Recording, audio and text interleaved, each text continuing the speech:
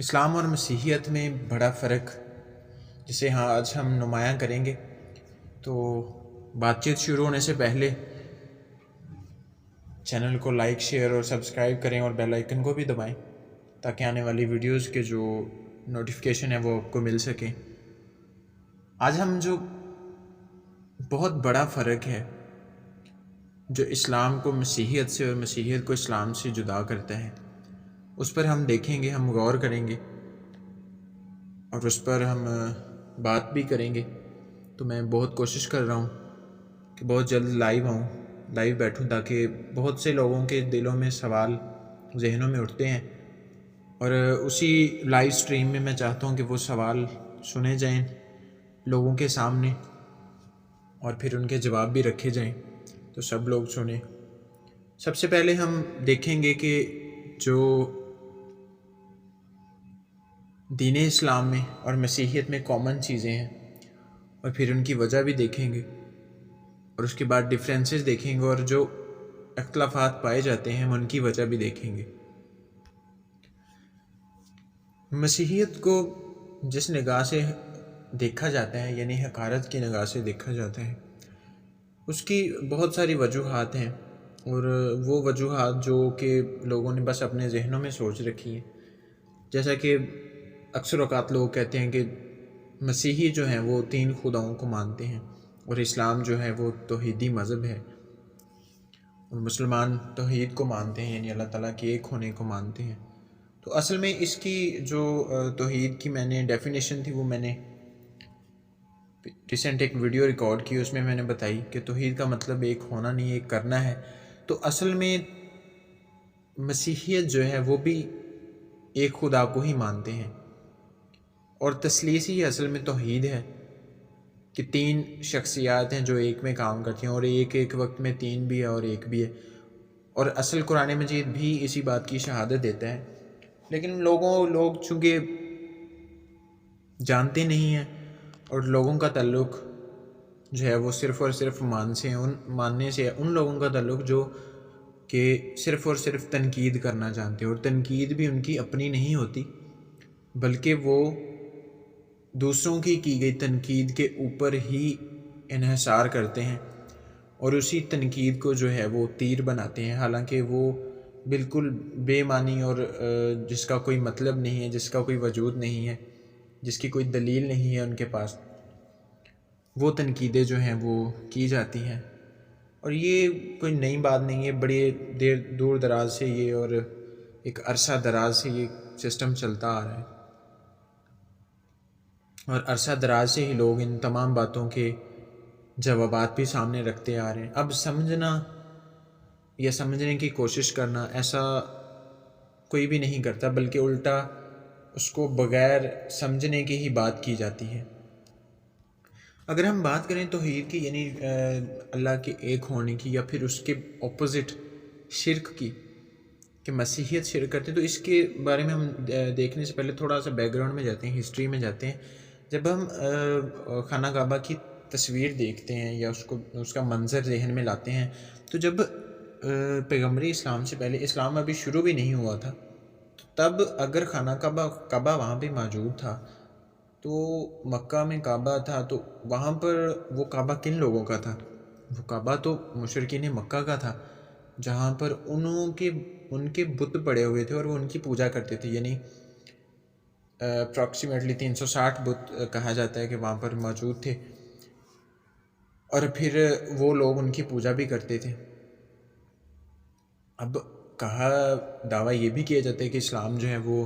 آدم سے بھی پہلے کا ہے، یا آدم جب اس دنیا میں آئے تو سب سے پہلے انہیں اسلامی جو ہے وہ ان کا مذہب بھی جو تھا وہ دین اسلام تھا۔ اگر تو وہ تھا تو پھر کعبہ میں، اگر کعبہ کو ابراہیم نے بنایا، ابراہیم جیسے انبیاء ابو الانبیاء کہا جاتا ہے، اگر تو کعبہ ابراہیم نے بنایا تو تب وہاں پر پھر بتوں کا کیا مطلب ہے کہ اللہ تعالیٰ کے گھر کو بنا کر اس میں بت رکھ دیے گئے، بت پرستی یعنی شرک ہو رہا ہے وہاں پر۔ تو یہ ساری چیزیں ہمیں دیکھنے کو ملتی ہیں، جس سے ہمیں بالکل ثابت ہوتا ہے کہ وہاں پر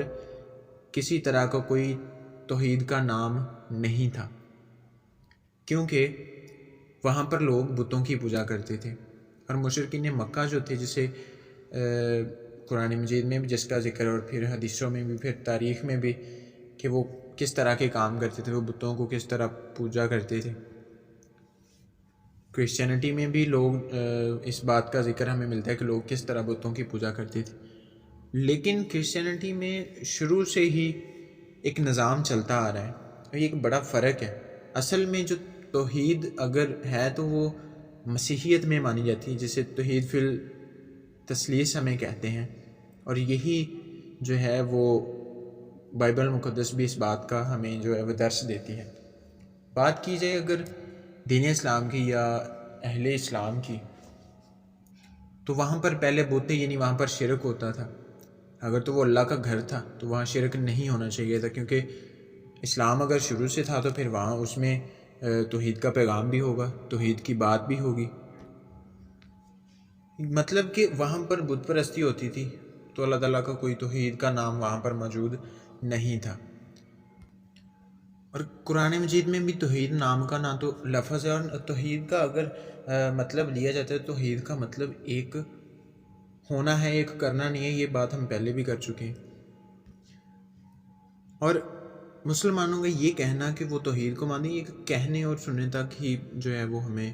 ٹھیک لگتا ہے، حالانکہ کسی طور پر بھی نہ تو ہمیں یہ ثابت ہوتا ہے، بلکہ ہم نے جیسے ہی ہم نے دیکھا، اور پھر اس سے آگے جب ہم دیکھتے ہیں کہ اصل میں جو قرآن مجید میں اور بائبل میں جو بہت بڑا فرق ہے وہ یہیں سے شروع ہوتا ہے، اور مین بات بھی یہی ہے، کیونکہ خدا کو ایک ماننا، اس کی ذات کو ایک ماننا، اس کو اپنا مشکل کشا ماننا۔ بہت سے لوگوں کے اس بات پر اعتراض بھی ہیں، لیکن ان کو وہ اصل میں بات سمجھنے کی ہے ہی نہیں، ان میں لوگ سمجھنا ہی نہیں چاہتے، اس لیے وہ اس بات کو ایسے گھما پھر آ کر کرتے ہیں، اور جانتے ہوئے بھی یہ نہیں ہے کہ انہیں علم نہیں ہے، انہیں علم ہے اور وہ اس بات کو سمجھ بھی چکے ہیں، لیکن اصل میں اگر وہ بات کریں گے تو لوگ انہیں برا بھلا بھی کہیں گے۔ اس لیے بہت سے ایسے نامور شخص ہیں جو شعور رکھتے ہیں ان باتوں کا، لیکن پھر بھی یہ باتیں جانتے ہوئے بھی وہ نہیں کرتے۔ اگر بات کریں ہم حضرت عیسیٰ کی، تو ببلیکل عیسیٰ کی اگر ہم بات کرتے ہیں، جسے جو ہے وہ اسرائیل میں جسے ہم خاتم جسے انبیاء کی بنی اسرائیل میں جس پر مہر لگی، حضرت عیسیٰ کے بعد بنی اسرائیل میں کوئی نبی نہیں آیا، تو ان کی اگر تعلیم کی بات کریں ہم، تو ان کی تعلیم ہمیں یہ درس دیتی ہے، اور ہم تمام اس بات کو جانتے ہیں۔ اگر ہم بائبل پڑھیں تو حضرت عیسیٰ کے ماننے والے اور حضرت عیسیٰ نے صرف لوگوں کی مدد کی، ان کو سہارا دیا، ان کا سہارا بنا، اور ان کو مختلف موقعوں پر مختلف دور میں جو ہے وہ جو لوگ ان کے پیچھے آتے تھے مدد کے لیے، ان کی مدد کرتے تھے، ان کو اچھا کرتے تھے، جو لنگڑوں کو جو ہے وہ چلنے کے قابل ہوتے تھے، اندھوں کو آنکھیں ملتی تھی، یہ تمام کام جو ہے وہ حضرت عیسیٰ نے کیے۔ صبر کرنے کی روح تھی ان میں، اور آج ہم دیکھتے ہیں کہ مسیحیت میں جو لوگ ہیں وہ کبھی بھی کسی پر ایسے ہی اٹھ کے وہ ظلم و تشدد کرنا نہیں شروع کر دیتے کہ بغیر کسی وجہ کے، بغیر کسی بات کے وہ لوگوں پر ظلم کرتے پھریں، یا پھر وہ جنگ کی تلقین کریں، یا وہ جنگ کی جو ہے وہ تعلیم دیں۔ ایسا بالکل نہیں ہے، بلکہ جتنے بھی حواری اور آج جو مسیحی لوگ ہیں جو حضرت عیسیٰ کو فالو کرتے ہیں، وہ ان تمام باتوں کو فالو کرتے ہیں۔ وہ لوگوں کی مدد بھی کرتے ہیں، وہ لوگوں کو سہارا بھی دیتے ہیں، وہ لوگوں کی جو ہے وہ کھانے پینے کی اشیاء، پھر اس طرح سے لوگوں کو جھگڑا کرنے سے روکنا۔ اور جھگڑالو طبیعت جو ہے وہ نہ تو حضرت عیسیٰ کی تھی، نہ آگے ان کے پیروکاروں کی۔ اب جب ہم دیکھتے ہیں دین اسلام میں، تو اگر ہم حضرت محمد اور ان کی زندگی کو دیکھیں، اور ان کی جو کعبہ کی زندگی، پھر اس کے بعد وہ مدینہ آئے، تو قرآن مجید میں اگر ہم نظر ڈالتے ہیں تو قرآن مجید میں ہمیں بالکل فرق تصویر ملتی ہے۔ جو لوگ ہمیں جن باتوں کا ذکر ہمیں لوگوں کے منہ سے ملتا ہے، ویسا ہمیں قرآن مجید سے بالکل بھی نہیں ملتا۔ اصل جو مین ڈفرینس ہے وہ یہیں پر ہمیں ثابت ہو جاتا ہے کہ حضرت محمد نے اپنی زندگی میں ایسی ایسی نامور جنگیں کی اور لوگوں کا مال و اسباب لوٹا. اور جنگوں کا مطلب جھگڑالو طبیعت. اور پھر اس کے بعد اصل میں یہاں پر مسلمان بھائی جو ہیں وہ اس بات کو برا بھی جانتے ہیں، لیکن حالانکہ تاریخ ہے، پھر قرآن مجید اس بات کی شہادت دیتا ہے. اور آج کیا کرتے ہیں؟ آج بھی لوگ جو ہیں وہ جو حضرت محمد کے ماننے والے ہیں، جو امت مسلمہ ہیں، وہ اس بات کو جو ہے وہ دہراتے ہیں. اور وہ یہ جان کر کہ یہ سنت نبوی ہے، یعنی یہ اللہ کے رسول کی جو ہے وہ سنت ہے. لوگوں کا مال و اسباب لوٹنا، لوگوں کو بلا وجہ تنگ کرنا، اور پھر ایسی ایسی باتیں جو انسانی طور پر بھی ان کو کرنا اور سمجھنا بڑا ہی مشکل ہے. جیسے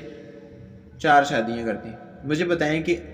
جتنے بھی یہاں پر لوگ شادی شدہ ہیں، وہ ان کی جو بیوی ہے وہ کتنا خوش ہوگی کہ وہ بندہ دوسری شادی ہی کر لے، یا وہ دوسری عورت کا نام بھی لے لے.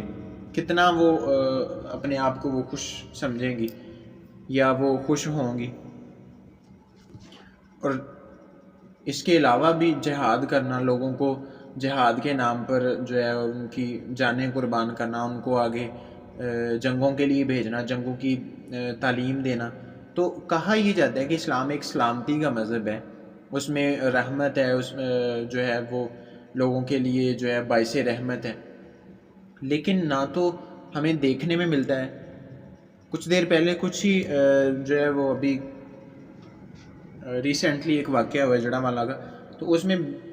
بغیر کسی جانکاری کے اور بغیر کسی ثبوت کے لوگوں کے گھر جو ہے وہ اجاڑ دیے گئے، ان کو جلا دیا گیا، بائبل مقدس کو جلایا گیا. لیکن کہا کیا جاتا ہے کہ یہ سلامتی کا مذہب ہے. بھئی اگر سلامتی کا مذہب ہے تو آپ پھر اس پر عمل بھی کریں. اگر واقعی ہے سلامتی کا مذہب، تو قرآن مجید پتہ نہیں وہاں پر بعد میں بھی یہ بات ثابت ہوگی، نیوز میں بھی آیا، لوگوں نے بھی، جو نامور شخص ہیں، جو دین کے علماء ہیں، انہوں نے بھی یہ ثابت کیا کہ وہاں پر کوئی گستاخی نہیں ہوئی. تو جو جلایا گیا، چرچ جلائے گئے، کہا یہ جاتا ہے کہ ہمارے جب تک ہم حضرت عیسیٰ کو مانتے نہیں، اس کی کتاب کو نہیں مانتے، ہم مسلمان نہیں بنتے. بھئی اگر ایسی بات ہے تو پھر وہاں پر جو بائبلیں جلائی گئیں، کیا ان میں خدا کا نام نہیں تھا؟ کیا ان میں جو ہے وہ نبیوں کے نام نہیں تھے؟ کیا وہ مقدس کتاب نہیں تھی؟ کیا وہ اس کے ماننے والے اہل کتاب نہیں تھے؟ یہ تمام باتیں جو ہیں وہ اہل اسلام پر لاگو ہوتی ہیں. اور پھر اس کے بعد کہا یہ گیا کہ وہ لوگ جو تھے وہ تو دہشت گرد تھے، ان کا مذہب سے کوئی تعلق نہیں، حالانکہ وہ ان کا تعلق مذہب سے ہی تھا. لیکن اصل میں یہی بڑا مین فرق ہے. مسیحیت میں کوئی بھی جو ہے وہ اس طرح اٹھ کر، یہاں تو ہم اگر کسی ملک میں لوگ جو ہیں وہ، پاکستان میں تو اکثر جو ہے وہ اکثریت میں ہے کرسچینٹی، تو جہاں پر اکثریت میں ہے، لیکن اتنی اگر ہم کہیں تو اکثریت میں تو خیر جو ہے وہ مسلمان ہی ہیں، لیکن ایک جو مختلف گاؤں کے لوگ ہیں وہاں پر اکثریت میں بھی ہیں. لیکن جو اقلیت ہے، اقلیت میں اس بات کو جو ہے وہ بالکل بھی لوگ، نہ تو جہاں پر اقلیت میں مسلمان ہیں وہ اس بات کو ناگزیر مانتے ہیں. ٹھیک ہے. اور اگر ہم دیکھیں یورپ میں، تو وہاں پر مسیحی ملک ہیں، وہ تو اقلیت میں ہیں نا، وہ میجورٹی ہے ان کی. کبھی آپ نے سنا ہو کہ انہوں نے جو ہے وہ قرآن کو ایسے کیا ویسے کیا، یا انہوں نے مسلمانوں کو ایسے کیا؟ ہاں، علمی طور پر اختلاف رکھنا ایک الگ بات ہے، لیکن بغیر وجہ کے، بغیر ثبوت کے اٹھ کر لوگوں کے گھر جلا دینا، مقدس کتابوں کو جلا دینا، مقدس مقامات کو جلا دینا، صلیب کو توڑ دینا، یہ کون سکھا رہا ہے؟ اصل میں یہ سنت کو جو ہے وہ یہی سنت ہے. اب عیسیٰ کے ماننے والے ایسا کیوں نہیں کرتے؟ کیونکہ عیسیٰ نے انہیں ایسا سکھایا نہیں. عیسیٰ نے نہ تو ایسی تعلیم دی، نہ اس کی اپنی زندگی ایسی تھی، نہ اس نے کبھی کوئی جنگ کی، نہ اس نے لوگوں کا مال و اسباب لوٹا، نہ لونڈیوں کے ساتھ مباشرت کی، نہ جھگڑالو طبیعت تھی. بلکہ یہ تمام کام جو تھے یہ پیغمبر اسلام جو تھے ان کے زندگی میں ہمیں ملتے ہیں، اور قرآن مجید میں ہمیں بالکل واضح ان باتوں کا ثبوت ملتا ہے۔ اور پھر اس کے بعد اگر ہم دیکھیں تو نماز اور روزہ، ابھی میری ریسنٹلی ایک ویڈیو گئی ہے، اس میں نماز کی بات ہوئی ہے کہ نماز کے لیے اصل صلاۃ کا لفظ جو ہے وہ قرآن مجید میں استعمال ہوا ہے، اور صلاۃ کے معنی ہے کہ ربط و تعلق کو بہتر بنانا، استوار کرنا۔ تو یہی سیم تعلیم بائبل بھی دیتی ہے۔ بائبل کہتی ہے کہ جیسے کرسچینٹی میں عبادت گاہوں میں عبادت کی جاتی ہے بغیر اس کا کوئی یہ مخصوص ٹائم نہیں ہے، تو قرآن بھی اسی بات کا ہمیں جو ہے وہ بتا رہا ہے۔ قرآن میں نہ تو ٹائم دیا گیا ہے، اور یہ کہا گیا ہے کہ جو ہے وہ صلاۃ قائم کرنی ہے، یعنی خدا کے ساتھ ربط و تعلق قائم کرنا ہے، تو اس کے لیے نہ تو کوئی وقت مقرر ہے، نہ وقت ضروری ہے کہ آپ نے اسی وقت ہی جانا ہے۔ اکثر میں نے دیکھا ہے کہ لوگ بھاگتے جاتے ہیں اور کہتے ہیں کہ ہمارا نماز کا ٹائم گزرا ہے اور جماعت کھڑی ہو گئی ہے۔ بھئی اگر خدا کے ساتھ ربط و تعلق قائم کرنا ہے، اس کے ساتھ اپنا جو رشتہ ہے اس کو مضبوط کرنا ہے، تو اس کے لیے آپ کو وقت درکار۔ آپ کسی بھی وقت میں بیٹھ سکتے ہیں، آپ کسی بھی وقت میں، آپ سفر میں ہیں، آپ لیٹے ہوئے ہیں، آپ اپنا کام کر رہے ہیں، آپ اس دوران بھی اس کو یاد کر سکتے ہیں۔ تعلق ہی ہے نا، تعلق بہتر کرنا ہے اس کے ساتھ۔ تو قرآن مجید تو ہمیں کہیں بھی یہ نہیں بتاتا کہ آپ نے جی دوڑنا ہے نماز کے لیے، کہ مسجد میں جانا ہے وہاں پر دوڑنا ہے اور بھاگتے بھاگتے کہنا ہے کہ نماز کا ہمارا ٹائم گزر رہا ہے۔ جیسے بائبل کہتی ہے کہ آپ کسی بھی وقت آپ وہاں پر بیٹھ سکتے ہیں، اپنے خدا کو یاد کر سکتے ہیں، سیم قرآن مجید بھی اسی بات کی تلقین کرتا ہے۔ روزہ ہے تو روزے کے بارے میں بھی یہی جو ہے وہ ہمیں ملتا ہے کہ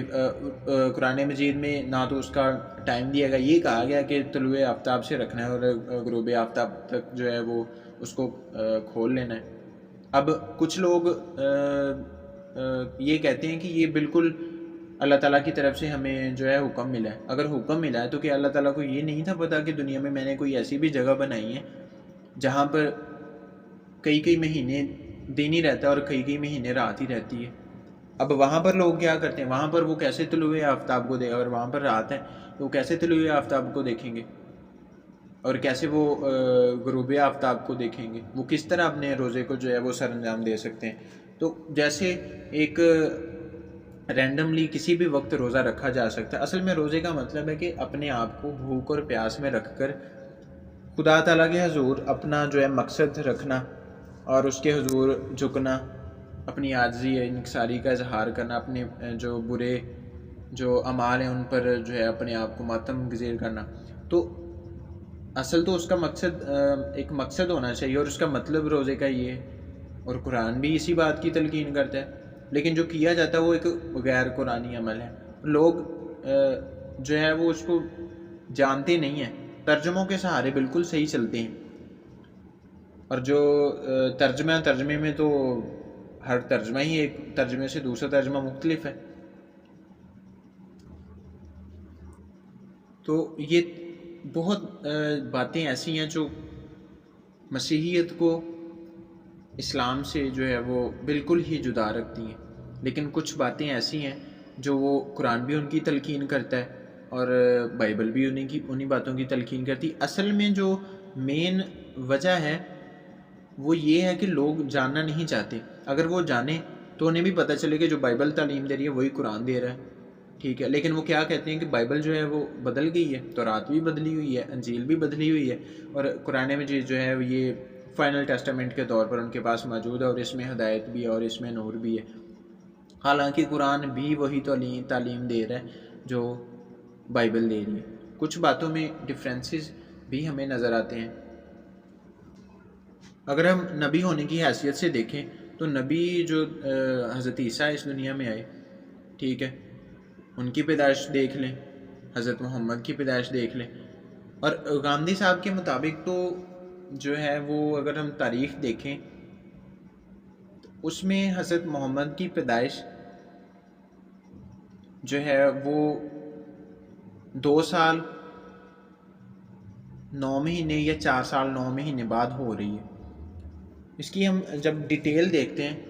تو ڈیٹیل میں اس کا ہمیں بالکل بھی واضح نہیں پتہ چلتا کہ ان کی پیدائش کب ہوئی، کیونکہ عبداللہ جو تھے وہ تجارت کے لیے چلے گئے، ابھی ان کی شادی ہوئی تھی تو وہ پہلے مہینے ہی وہ تجارت کے لیے چلے گئے۔ غامدی صاحب کے مطابق جو تاریخ ہے وہ یہ بتاتی ہے کہ وہ کہتے ہیں کہ عبد المطلب یعنی عبداللہ کے جو حضرت محمد کے دادا تھے اور ان کے والد، حضرت محمد کے جو دادا تھے ان کے اور ان کے حضرت محمد کے والد کی شادی جو ہے نا وہ ایک ہی وقت میں دوبارہ ہوئی، یعنی ان کے دادا کی تو دوسری یا تیسری شادی ہوگی اور ان کے بیٹے کی جو تھی وہ پہلی شادی، اور وہ جو ہے وہ سیم وقت میں ایک ہی وقت میں ہو رہی ہے۔ اچھا، اب اس کے بعد جو حضرت محمد کے دادا یعنی عبد المطلب ہے، ان کا جو بیٹا ہے اس کا نام حمزہ ہے، اور عبداللہ کے جو عبداللہ ہے ان کا بیٹا جو ان کا نام محمد ہے، یعنی حضرت محمد، پروفٹ محمد۔ ٹھیک ہے، اب یہ ایک ہی وقت میں اگر ان کی شادی ہوئی ہے تو حضرت محمد کے جو والد ہیں عبداللہ، وہ شادی کے ایک مہینے بعد یا کچھ دنوں بعد جو ہے وہ چلے جاتے ہیں تجارت کے لیے، پھر وہ واپسی پہ جب آتے ہیں تو ان کی ڈیتھ ہو جاتی ہے۔ اور جب ہم دیکھتے ہیں ان کے حمزہ کی عمر، جب ہم دیکھتے ہیں تو جب حمزہ کی عمر حضرت محمد کے ساتھ ملائی جاتی ہے تو وہ ان سے 2 سال جو ہیں وہ بڑے ہیں۔ 2 سال کی بھی روایت ہمیں ملتی ہے، 4 سال کی بھی ملتی ہے۔ اب ہمیں پتہ ہے کہ حمل جو ہے، اگر عورت حاملہ ہوتی ہے تو وہ 9 مہینے کے بعد جو ہے وہ بچہ پیدا ہوتا ہے۔ اگر حمزہ جو ہے وہ محمد سے 2 سال یا 4 سال بڑے ہیں تو محمد 2 سال یا 4 سال 9 مہینے بعد پیدا ہوئے ہوں گے، کیونکہ ان کے جو عبداللہ تھے وہ تو تجارت کے لیے چلے گئے پہلے مہینے ہی شادی کے بعد، تو وہاں آتے وقت ان کی جو ہے وہ ڈیتھ ہو جاتی ہے۔ اس کا مطلب ہے کہ وہ پہلے ان کی بیوی جو تھی وہ حاملہ ہو چکی تھی، اور اس کے بعد ہی وہ جو ہے حمزہ جو ہیں وہ حضرت محمد سے 2 یا 4 سال بڑے ہیں۔ اس کا مطلب ہے کہ حضرت محمد 2 سال یا 4 سال اور 9 مہینے بعد پیدا ہوئے۔ لیکن مسئلہ یہ ہے کہ اسلامی تاریخ کے مطابق جو ہے وہ دادا عبد المطلب اور عبداللہ کی شادی ایک ہی دن میں ہو رہی ہے، اور شادی کے کچھ ہی دن بعد جو ہے وہ عبداللہ تجارت کے لیے چلے جاتے ہیں، اور پھر لکھا ہے کہ کہا جاتا ہے کہ تجارت سے واپسی پر ہی ان کی وفات ہو گئی ہے۔ اور مسلم امہ کی اکثریت اس بات کو مانتی ہے کہ عبداللہ تجارت سے جانے سے پہلے ہی بی بی آمنہ کو جو ہے وہ حاملہ کرے گئے تھے۔ پھر اگر حاملہ بی بی آمنہ جو ہیں وہ حاملہ تھی تو حمزہ 2 سال بڑا ہے، تو بی بی آمنہ کم از کم 2 سال 9 مہینے پریگننٹ رہی، اور پھر اس کے بعد ان کی جو ہے وہ حضرت محمد پیدا ہوئے۔ تو اگر شادی ایک ساتھ ہو رہی ہے تو ایک ہی دن میں اگر جو ہے وہ دونوں عورتیں حاملہ ہوتی ہیں، یا ان کے 1-2 دنوں کا یا کچھ دنوں کا فرق بھی ہے، تو پھر حمزہ اور محمد کی جو حضرت محمد کی عمر ہے وہ برابر ہونی چاہیے، یعنی آگے پیچھے یا سیم ہونی چاہیے۔ لیکن یہاں پر 2 سال یا 4 سال بڑا ہونے کا کیا مطلب ہے؟ اور یہاں پر بہت ایک بڑا جو ہے وہ کنٹراڈکشن ہمیں ملتا ہے تاریخ میں بھی، اور اس کے علاوہ تو ہمیں کسی اور تاریخ میں تو بالکل بھی جو ہے وہ اس بات کا ذکر نہیں ملتا۔ اگر حمزہ 2 سال بڑا ہے تو وہ پہلے 9 مہینے میں ہی پیدا ہوا، اور حضرت محمد جو ہیں وہ حمزہ کے پیدا ہونے کے بعد 2 سال اور 9 مہینے جو ہے وہ اپنی ماں کے پیٹ میں رہے، اور پھر اس کے بعد پیدا ہوئے۔ تو سائنٹیفکلی اگر ہم دیکھتے ہیں اور اس کے علاوہ بھی، تو بچہ جو ہے وہ صرف اور صرف 9 مہینے میں جو ہے وہ پیدا ہوتا ہے۔ لیکن یہاں پر تاریخ کے مطابق ہمیں حضرت محمد جو ہیں وہ 2 سال 9 مہینے جو ہے وہ اپنی ماں کے پیٹ میں رہے، اور پھر اس کے بعد جو ہے وہ ان کی پیدائش ہوئی۔ یہاں پر بھی ایک بہت بڑا کنٹراڈکشن ہے۔ اگر ہم حضرت عیسیٰ کی پیدائش دیکھیں تو وہاں پر ایک شان جو نبی کو دی گئی، اس کے اعتبار سے ہمیں بالکل واضح ہمیں تمثیلیں اور دلیلیں ہمیں ملتی ہیں، قرآن مجید میں سے بھی اور بائبل میں سے بھی۔ فرشتہ آتا ہے، مقدسہ مریم کو خوشخبری دیتا ہے، کہتا ہے کہ تیرے ایک پاکیزہ لڑکا پیدا ہوگا، اللہ کی روح ہوگا، اللہ کا کلمہ۔ یہ تمام وہ باتیں ہیں جو حضرت عیسیٰ کو نہ صرف نبی بلکہ نبی سے بڑا، جس کا ذکر بالکل بائبل مقدس ہمیں جو ہے وہ دیتی ہے، نبی سے بڑا ہونے کا جو ہے وہ رتبہ ہمیں ملتا ہے۔ اور حضرت عیسیٰ جب صلیب پر جو ہے ان کی وفات ہوئی، اس کے بعد ان کو قبر میں دفنایا گیا، پھر وہ تیسرے دن مردوں میں سے جی اٹھے اور آسمان پر چلے گئے۔ آج بھی ان کی قبر ہم جب دیکھتے ہیں تو وہ خالی ہے۔ برعکس اس کے پیغمبر اسلام کی اور اس کے علاوہ باقی جو نبی ہیں ان کی تمام قبریں جو ہیں وہ آج بھی کہیں نہ کہیں دنیا میں موجود ہمیں ملتی ہیں۔ جیسا کہ پیغمبر اسلام کی اگر ہم دیکھتے ہیں تو وہاں پر لوگ جاتے ہیں، اپنا پیسہ خرچ کرتے ہیں، وہاں پر جاتے ہیں، دیکھتے ہیں، ان چیزوں کو چومتے ہیں، حالانکہ بالکل اسلام کے مطابق ایک توحیدی مذہب جس کو کہا جاتا ہے اس کے مطابق یہ بالکل ایک شرک ہے کہ قبر پر جانا، پھر اس کو سجدہ کرنا یا پوجنا۔ اور یہ تمام باتیں ہیں جو ہم نے دیکھی کہ یہ ایک بہت بڑا فرق ہے مسیحیت میں اور اسلام میں۔ اور قرآن خود بھی کہتا ہے کہ عیسیٰ کے ماننے والے جو ہیں وہ دونوں جہان میں فضیلت، ان پر جو ہے وہ فضیلت رکھیں گے باقی دنیا جہان والوں پر، یعنی وہ سب سے بڑھ کر ہوں گے اور ان جیسا کوئی نہیں ہوگا۔ یعنی حضرت عیسیٰ کے ماننے والے قیامت تک جو ہے وہ سر بلند رہیں گے اور سرفراز رہیں گے۔ سورہ آل عمران کی 55 نمبر یہ آیت ہے کہ عیسیٰ کو فالو کرنے والے جو ہیں وہ قیامت تک سر بلند رہیں گے۔ اور آپ دیکھیں یہ بالکل سچ بات ہے۔ جتنے بھی حضرت عیسیٰ کو فالو کرنے والے، جتنے بھی کرسچینٹی کو فالو کرنے والے، قرآن اس بات کی ہمیں تعلیم جو ہے وہ دے رہا ہے، قرآن اس بات کی شہادت دے رہا ہے کہ وہ عیسیٰ کو فالو کرنے والے جو قیامت تک سر بلند رہیں گے، سر بلند، سب سے اوپر۔ آپ دیکھیں بالکل ایسی ہے۔ تو اگر عیسیٰ کو ماننے والے، تو عیسیٰ کو ماننے والے کس بات کو مان رہے ہیں؟ بائبل کو مان رہے ہیں نا بھائی، جو بائبل پڑھتے ہیں، بائبل اس وقت جو موجود ہے اسی کو مان رہے ہیں نا۔ تو یہ اٹھ کر ایویں وہ بغیر ثبوت کے یہ بات کر دینا کہ بائبل بدل گئی ہے، یا پھر تو بھائی قرآن مجید اس بات کی جو ہے وضاحت کر رہا ہے کہ عیسیٰ کو ماننے والے، عیسیٰ کو فالو کرنے والے قیامت تک سر بلند رہیں گے۔ یا تو پھر آپ نعوذ باللہ قرآن مجید کی بات کو غلط کہہ دیں کہ قرآن مجید میں جو لکھا ہے وہ ایک حادثاتی طور پر لکھا گیا۔ قرآن مجید میں 19:31 عیسیٰ کو قرآن مجید جو ہے وہ مبارک کہہ رہا ہے، اور جہاں بھی ہوگا وہ مبارک ہی رہے گا۔ سورہ مریم میں 92 نمبر آیت میں اللہ تعالیٰ کہتا ہے عیسیٰ سے کہ یقیناً یہ تمہاری امت ایک ہی امت ہے، یعنی اس کے علاوہ اور کوئی امت نہیں، اور میں ہی تم سب کا رب ہوں۔ یعنی یہ تمہاری امت ایک ہی امت ہے بس، اس کے علاوہ اور کوئی نہیں۔ اور دوسری جگہ جب ہم نے دیکھا ہے کہ عیسیٰ کو فالو کرنے والے جو ہیں وہ قیامت تک سر بلند رہیں گے۔ اب عیسیٰ کو فالو کیسے کرتے ہیں؟ عیسیٰ نے کیا ایسا کیا ہے کہ عیسیٰ کو فالو کرنے والے سر بلند رہیں؟ اور اگر ہم دیکھیں تو قرآن مجید کی اصل شخصیت، قرآن اور بائبل کی اصل شخصیت ہی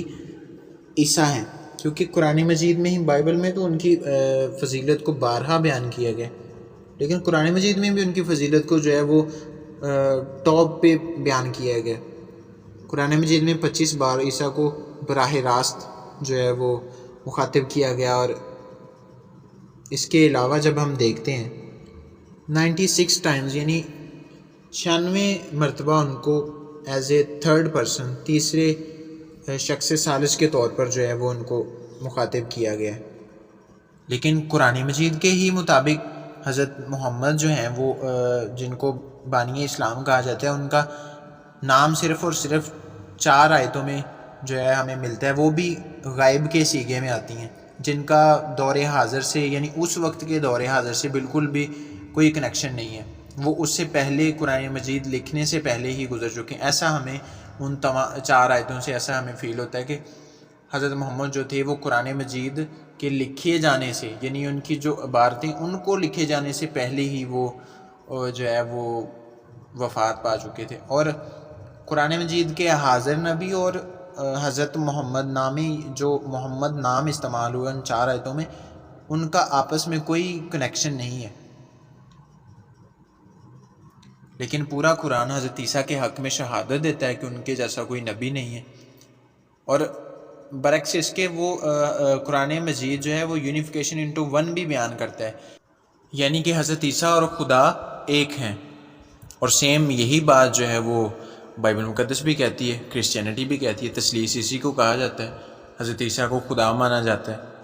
کیوں مانا جاتا ہے یہ ایک الگ بحث ہے، اور اس میں بھی قرآن مجید جو ہے وہ بہت ساری شہادتیں دیتا ہے۔ بائبل اور قرآن مجید سیم اس بات میں بھی ہمیں جو ہے وہ بالکل جو باتیں بائبل بتاتی ہے وہی ہمیں قرآن مجید بھی بتاتا ہے، اور یہ بہت ایک مین ڈفرینسز ہیں جو اسلام اور کرسچینٹی میں ہمیں دیکھنے کو ملتے ہیں، اور یہی وجہ ہے کہ ان باتوں کی وجہ سے اور ان ڈفرینسز کی وجہ سے کرسچینٹی اور کرسچینٹی کے فالوورز جو ہیں وہ بالکل جو ہیں وہ فضیلت والے ہیں اور سب سے اوپر ہیں۔ لیکن کچھ لوگ جو ہے وہ ان کو صرف کام ہی یہ ہے کہ انہوں نے بس تنقید ہی کرنی ہے، نہ ان کو انہوں نے جاننا ہے، نہ کسی چیز کی تحقیق کرنی ہے، بلکہ بغیر تحقیق کیے بغیر جانے وہ تمام باتیں جو ان کو بھی نہیں پتہ، انہوں نے بس کسی کی گئی تنقید پہ آگے تنقید کر دینی ہے، نہ ان کو آگے کا پتہ ہے نہ ان کو پیچھے کا۔ تو اگر کسی بھی انسان کو میری ان تمام باتوں سے کوئی علمی اختلاف ہے تو میرے ساتھ بات کریں، تو ہم دیکھیں گے کہ وہ کتنا کوئی اس بات کو جھوٹا ٹھہراتا ہے۔ اگر کسی کے پاس کوئی ثبوت ہے میری بات کو جھوٹا ثابت کرنے کا تو میں حاضر ہوں، ہم اس پہ بات کریں گے۔